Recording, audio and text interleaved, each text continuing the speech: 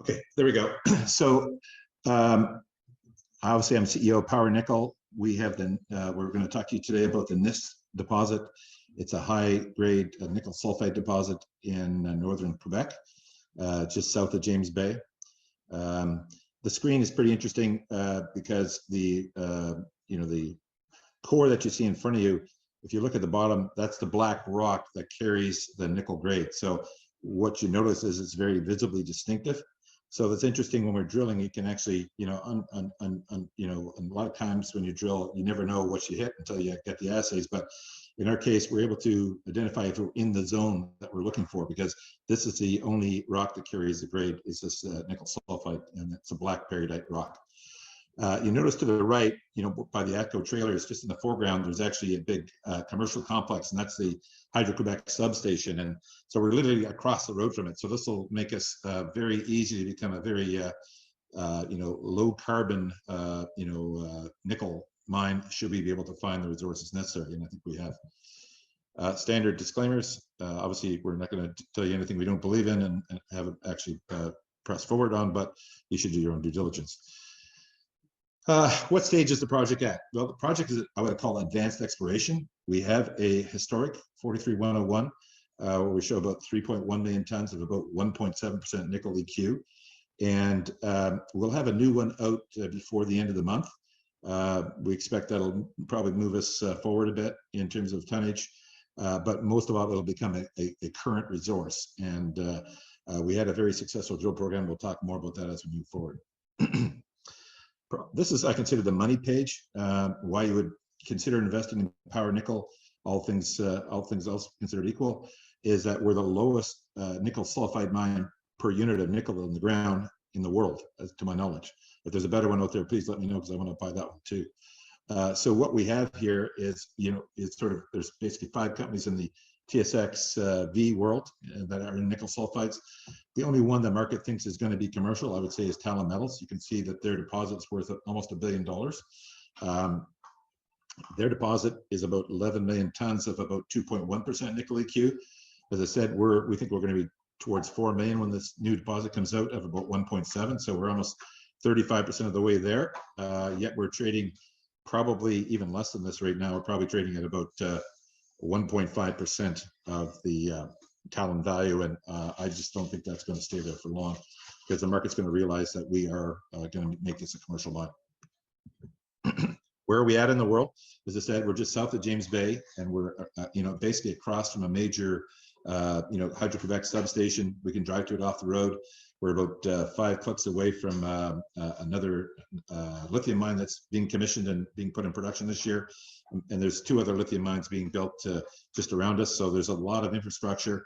And what does that mean? Well, it means commercialization risk is very low. The Cree Native Indian band that's in this area is very pro-mining. They're very helpful, and they're very supportive, and there's a lot of jobs generated for them. And so we won't have any problem getting the permits as long as we follow through in normal course mining behavior. What do we want to mine? Well, we want to mine Class 1 nickel. And why do we want to mine it? Well, obviously nickel is one of the hot stories of the year. Obviously, there was the big explosion on London Metals Exchange, where they had to halt the trading, and obviously nickel is now probably I don't know, $12 a pound or something in that range.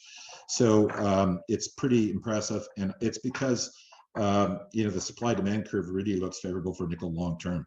What's driving it? Well, nickel is basically driven by 2 things. It's driven by basically what I would call urbanization, and that's stainless steel. So nickel's a major part of stainless steel. So as the third world, or as India and China and Africa become more commercialized, they're buying more pots and pans, more fridges and stoves. That's stainless steel. So the other thing that sort of is driving it is of course electrification. So basically, nickel will start at sort of 33% of a battery, and it'll probably end up close to 80%. So that's really driving it. Not all nickel is created equal either. So for example, in nickel, there's really a little over 2 million tons a year produced. About half of that is Class 1. The other half is everything else. And then there's recycled nickel. So stainless steel can use any nickel to make stainless. Batteries can only use Class 1. It's too expensive to make it pure enough for the other nickels. So that's why Class 1 mines are being sought after by Tesla and Volkswagen and every car manufacturer alive. This was the what attracted us to the deposit is we had a lot of high grade nickel intercepts. You can just scan those at your leisure, but you're going to see that you've got ranging from 1% to 2% nickel in there, and over quite a that's about that centerpiece is about 1 kilometer in length, and that piece we think could hold as many as 10 million tons, probably certainly 8. So we're going to get 8 to 10 million tons on that. That would probably be enough to make us commercial. I mean, you really want to have more than 10 to get commercial, but there's mines like this in the world for sure at that grade. Especially this is a shallow mine, it goes from 80 meters to 250, so that's very good. The other interesting point is we think this is fairly standard, almost like it looks very much like to us as like a Lynn Lake type of deposit or Voisey's Bay. And we call it like a string of pearls. So we're expecting not just this one pod, but multiple pods. So we think we're very likely to, strike, more than 20 million tons here.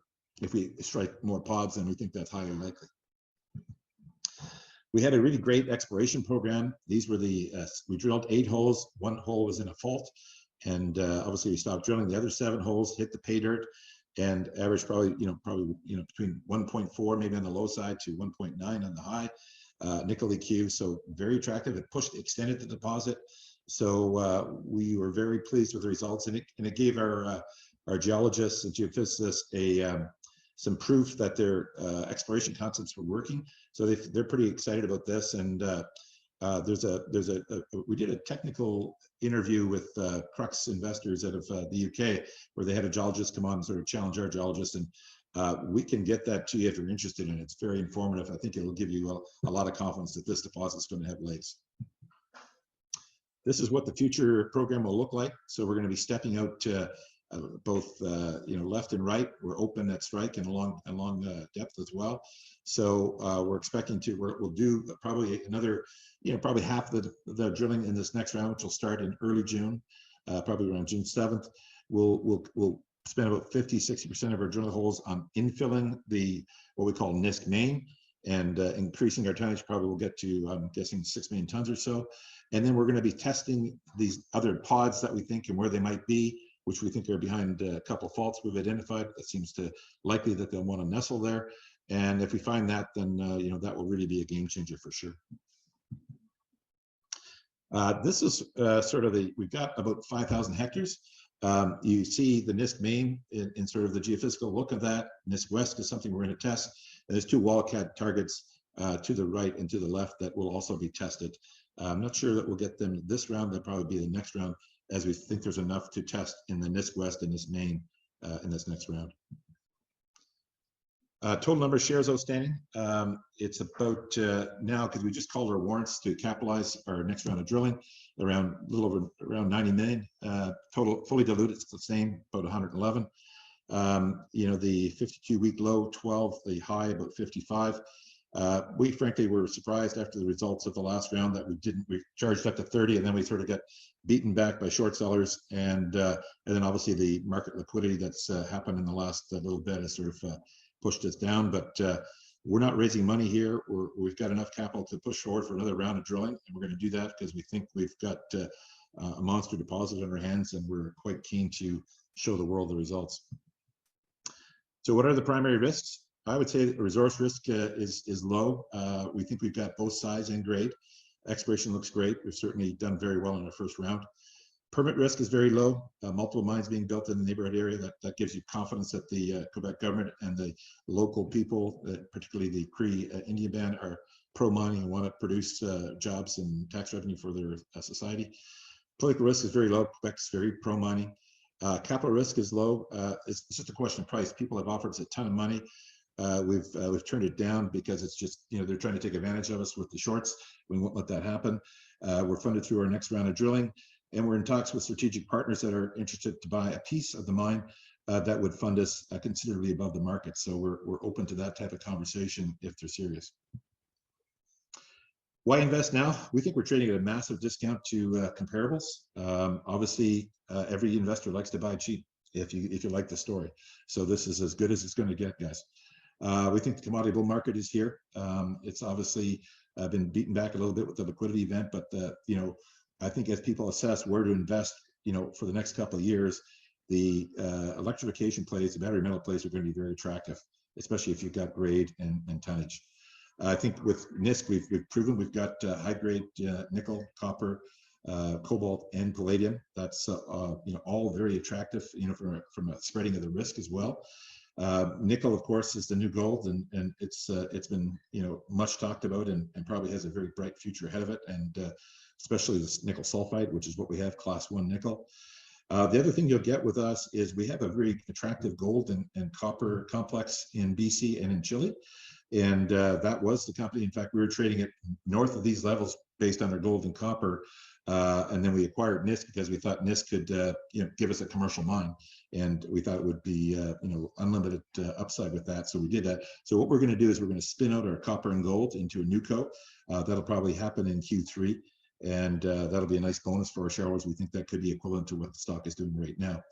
So next up for us in terms of events is we'll have the 43101 out shortly. And then we'll be embarking on a new drill program of about up to 5,000 meters, and that'll start probably June 7th or thereabouts.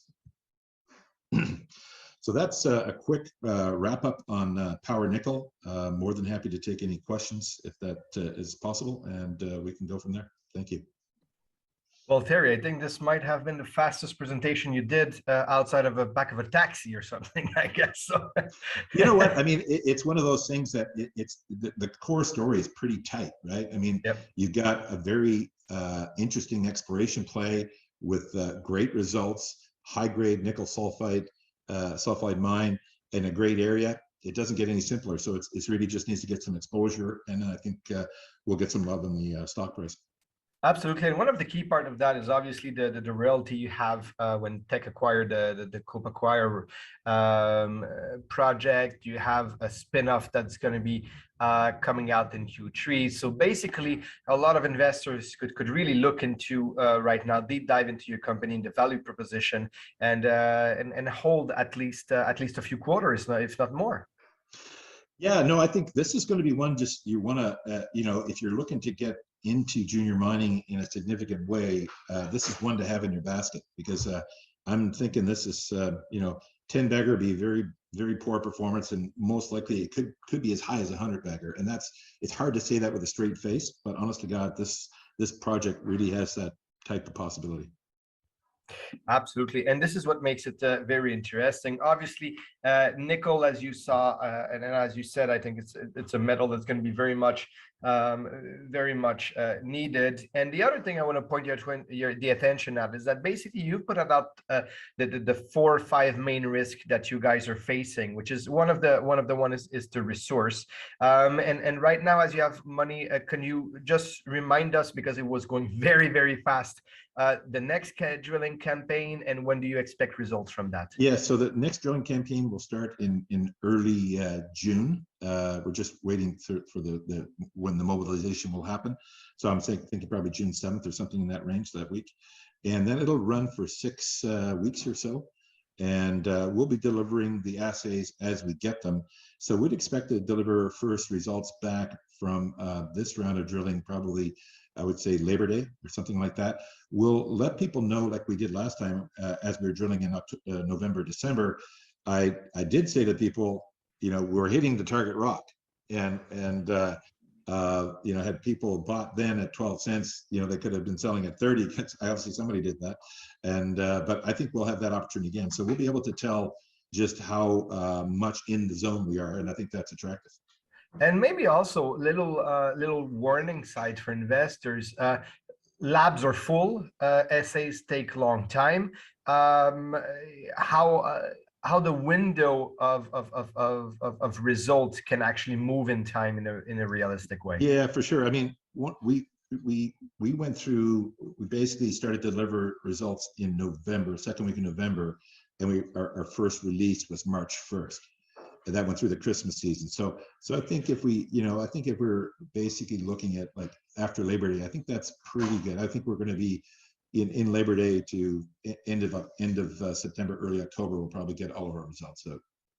Well, that's great. And I guess following the full drilling campaign, maybe a new resource estimate. Yeah, we'll update our 43101 again, and at some point in time, probably somewhere, in August, September, as the stock starts to turn and reflect the true value of it, we'll probably do another round of financing so we can do another round of drilling starting in November or mid-October.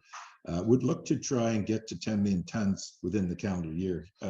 Probably, I guess with the assays, probably be mid-February or something like that. But I think that's very, very definitely doable. Perfect. That sounds great. Well, that was Terry Lynch, CEO of Power Nickel. Terry, thank you very much for your time. Thank you for jumping in. We're very happy to have you. It was a fast presentation. I invite attendees to watch it again on YouTube and maybe slow the speed to 0.75 or 0.5. Thank you, Terry. Cheers, guys.